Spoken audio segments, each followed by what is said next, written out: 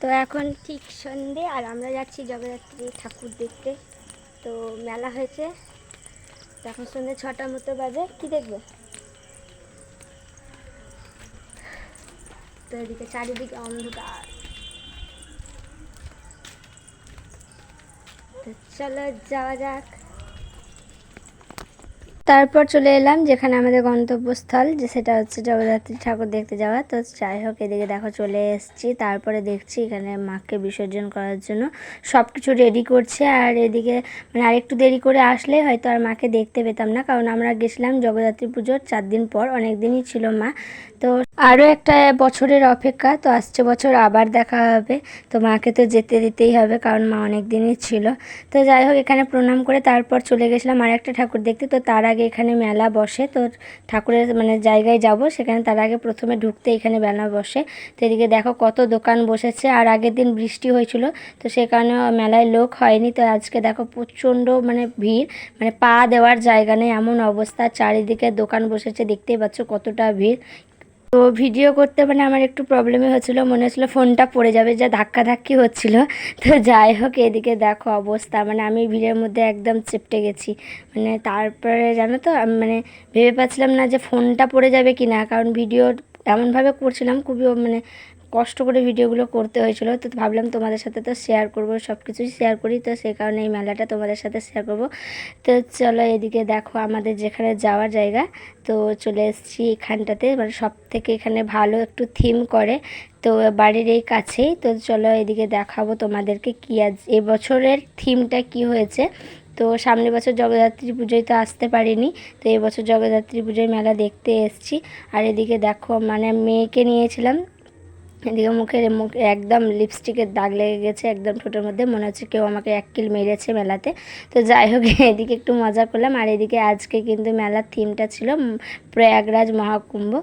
আর এইদিকে দেখো মানে বেলুনে একদম, মানে আমার মেয়ে কী করেছে, বেলুনটা না হাতে নিয়ে নিয়েছিল, ওই বাচ্চাটা দিয়ে দিয়েছিল। তো আমি যাই হোক ওকে এখন দিয়ে দিলাম, কারণ এই ভিড়ের মধ্যে বেলুনটা নিয়ে গেলে বেলুনটা ফেটে যাবে। আর এদিকে দেখো এত পরিমাণে লাইন ছিল, বলে বোঝাতে পারবো না। এদিকে আমরা দেখো রেশন দেওয়ার মতো লাইনে দাঁড়িয়েছি, কারণ লাইন দিয়ে ঢুকতে হবে। তো অনেকটা লাইন বড় ছিল। আর এদিকে মানে মেয়েও জ্বালাচ্ছিল, আর এদিকে লাইন মানে বাইরে লাইন, তারপর এদিকে ভেতরের দিকে প্রায় মানে আসতে কতক্ষণ যে লাগবে ভেবে পাচ্ছিলাম না। আর এই যে দেখছো পেছনে সব ঠেলাঠেলি করছে। আর এদিকে দেখো কতটা ভিড়, মানে পেছনেও কত বড় লাইন পড়েছে, এই যে মানুষগুলো যাচ্ছে পেছনে লাইন দেবে। আর এই দেখো পুরো লাইনটা দেখলে বুঝতে পারবে যে কতটা লাইন পড়েছে এই থিমটা দেখার জন্য। প্রতি বছর মানে এইখানে যে থিমগুলো করে প্রতি বছর মানে অপেক্ষা করি আমরা যে কী থিম বানায়, কী করবে না করবে, এগুলো দেখতে আসার জন্য কত মানুষ কত দূর থেকে আসে। তো এদিকে দেখো প্রায় একদম কাছাকাছি চলে এসেছি। আর এদিকে আমার মেয়ের অবস্থাটা একবার তোমরা শুধু দেখো কি করছে। এখন মাটিতে নামবে, তো তার জন্য দাদু ওকে একদম ঘাড়ে নিয়ে নিয়েছে।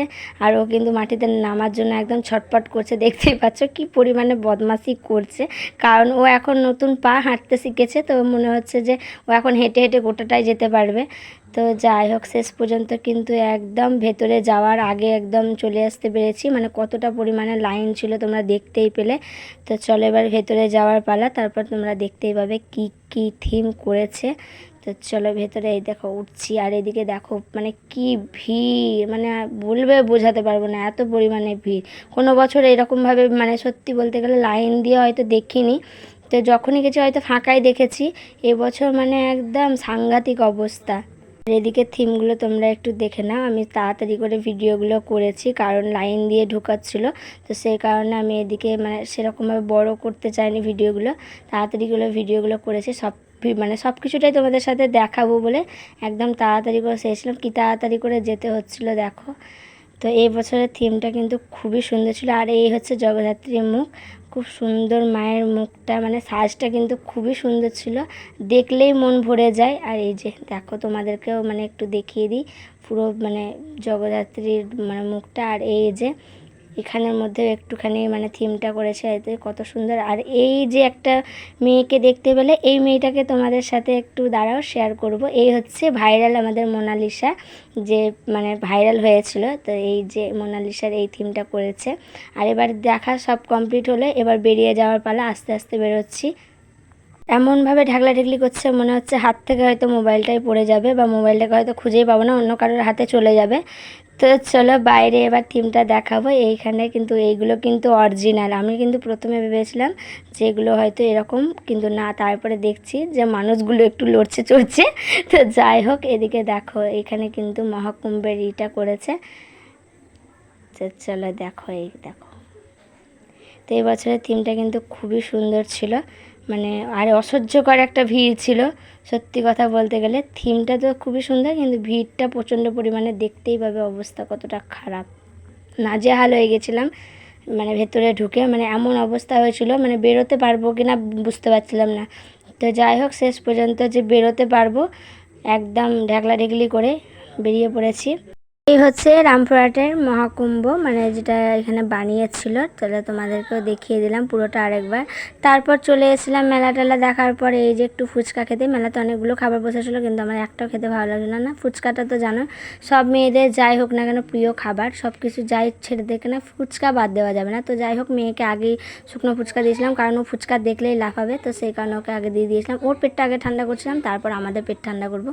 আর এই যে একদম প্লেট নিয়ে হাতের কাছে দাঁড়িয়েছিলাম, আর এই যে মুখে পুরে নিলাম। আর সত্যি বলছি, মানে মেলাতে যে খাবারগুলো থাকে না তার থেকে মনে হয় ফুচকা খেয়ে শান্তি। কারণ অন্য খাবারের থেকে মেলাতে না কীরকম করবে, একটু মানে ভালো দেবে একটু খারাপ দেবে এরকম করে। কারণ মেলাতে অনেকবার খাবার খেয়েছি, কোনোটাই দেখবো নুন কম, কোনোটাই এরকম, মানে কোনোটা কাঁচা, মানে কীরকমই থাকে খাবারগুলো। তো সেই কারণে মেলার খাবার সত্যি কথা বলতে গেলে মেলার খাবার একদমই খাই না। কোনো খাবার দেখবো খারাপ থাকবে, আর যতবারই মেলার খাবার কিনে নিয়ে গেছি বাড়িতে দেখেছি খারাপ থাকে। তো যাই হোক, এদিকে দেখো আমি ফুচকাটাই খেয়ে নিলাম।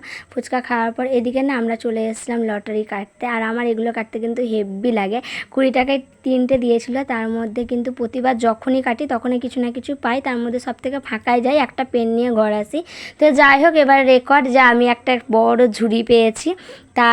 তারপরে যখন দেখলাম, তো যাই হোক টিকিটগুলো মানে ভাবছিলাম যে কোনো কিছুই থাকবে না।